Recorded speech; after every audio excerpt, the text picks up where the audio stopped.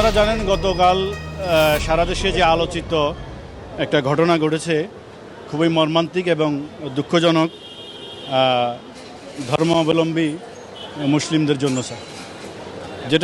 যেটা এই আসামি অপূর্ব পাল, তিনি একজন হিন্দু ধর্মাবলম্বী।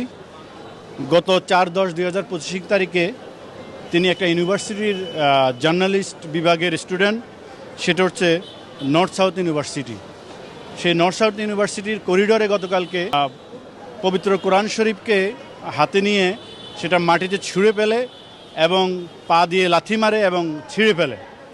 সেটা যখন জানাজানি হয় এবং সেটা তার ফেসবুকে সে পোস্ট দেয়, জানাজানি হয়, ধর্মপ্রাণ মুসলমান এবং ওই বিশ্ববিদ্যালয়ের স্টুডেন্টরা তাকে আটক করে পুলিশে সুপর্দ করে।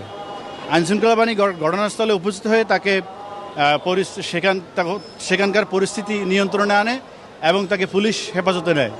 পুলিশ হেফাজতে নিয়ে ঘটনার সঙ্গে তার সম্পৃক্ততা পাওয়ার পরে বাটারা থানার পুলিশ এই একটা মামলা দায়ের করে পেনাল কোডের 225 এবং 225-এর এই ধারার বিধান মতে তার বিরুদ্ধে একটা মামলা দায়ের করে। তদন্তকারী কর্মকর্তা তাকে আজকে বিজ্ঞ আদালতে হাজির করে এবং বিজ্ঞ আদালতে হাজির করার পর আমরা রাষ্ট্রপক্ষে বিজ্ঞ আদালতকে মামলার ঘটনা সম্পর্কে অবহিত করার পর করি।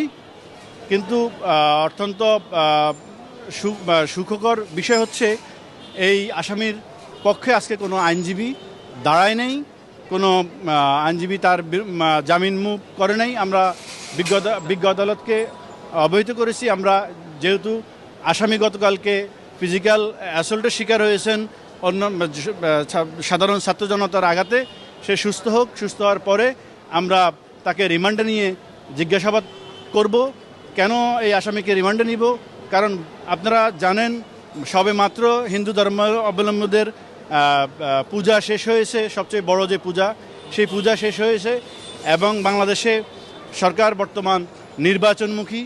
এই সময়ে এই হিন্দু মুসলিমের দাঙ্গা বাঁধানোর কোনো পরিকল্পনা আছে কিনা বা রাষ্ট্রের কোনো ষড়যন্ত্র আছে কিনা, নির্বাচনকে ভিন্ন খাতে প্রবাহিত করার জন্য এবং কোনো অপ্রীতিকর ঘটনা ঘটানোর জন্য এবং হিন্দু মুসলিমের দাঙ্গা বাঁধিয়ে রাষ্ট্রকে অস্থিতিশীল করার জন্য কোনো পরিকল্পনা রয়েছে কিনা সেই বিষয়ে তদন্তকারী কর্মকর্তা খতিয়ে দেখবে।